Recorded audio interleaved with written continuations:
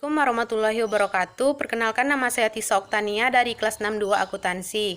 Kali ini saya akan menjelaskan tentang strategi level fungsional. Strategi fungsional adalah pendekatan yang diambil dari setiap fungsional, misalnya sumber daya manusia, operasi, pemasaran, keuangan, dan lain-lain. Dalam strategi fungsional terdapat 5 lingkungan pembahasan. Yang pertama yaitu strategi pemasaran, yang kedua strategi operasi, yang ketiga strategi sumber daya manusia, yang keempat strategi teknologi, yang kelima riset dan pengembangan. Yang pertama kita akan membahas tentang strategi pemasaran. Dalam strategi pemasaran ada 3 pembahasan yang akan kita bahas. Yang pertama yaitu segmentasi. Segmentasi adalah upaya memetakan pasar, memilah-milah konsumen sesuai persamaan di antara konsumen tersebut. Yang kedua yaitu targeting. Setelah menentukan pasar, tahap selanjutnya adalah membidik kelompok konsumen mana yang akan kita sasar. Yang ketiga yaitu positioning. Setelah target sasaran sudah jelas, maka kita akan menjelaskan posisi produk kepada konsumen. Selanjutnya yaitu marketing mix 4. Marketing mix 4 adalah alat yang dapat digunakan untuk mempengaruhi keputusan dari calon pelanggan atau pelanggan sehingga terjadi pencapaian target pemasaran.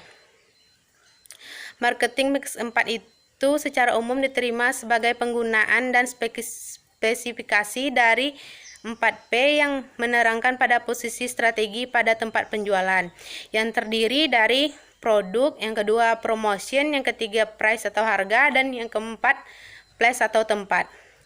Yang kedua kita akan membahas tentang strategi operasi. Strategi operasi adalah suatu visi fungsi operasi yang menetapkan keseluruhan arah atau daya dorong untuk pengambilan keputusan. Model strategi operasi itu ada 4. Yang pertama operasi mission atau misi operasi, yaitu menjelaskan tujuan dari fungsi operasi dalam kaitannya dengan strategi bisnis. Yang kedua yaitu distinctive kompetensi atau kemampuan khusus operasi, menciptakan operasi yang harus unggul secara relatif dan dari para pesaing. Yang ketiga yaitu tujuan operasi. Terdapat 4 tujuan. Yang pertama biaya, kualitas, fleksibilitas, dan pengiriman dan pelayanan.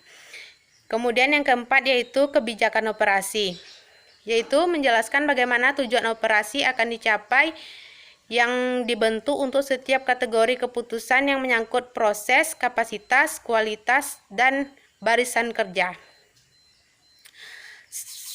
Selanjutnya yaitu keputusan manajemen operasi.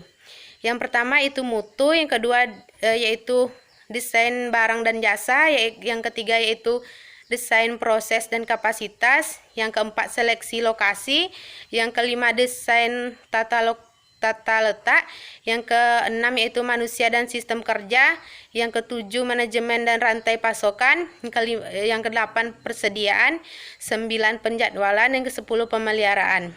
Selanjutnya yaitu strategi sumber daya manusia. Manajemen sumber daya manusia merupakan bidang strategis dari organisasi. Manajemen sumber daya manusia harus dipandang sebagai perluasan dari pandangan tradisional untuk mengelola orang secara efektif, dan untuk itu membutuhkan pengeluaran tentang perilaku manusia dan kemampuan untuk mengelolanya.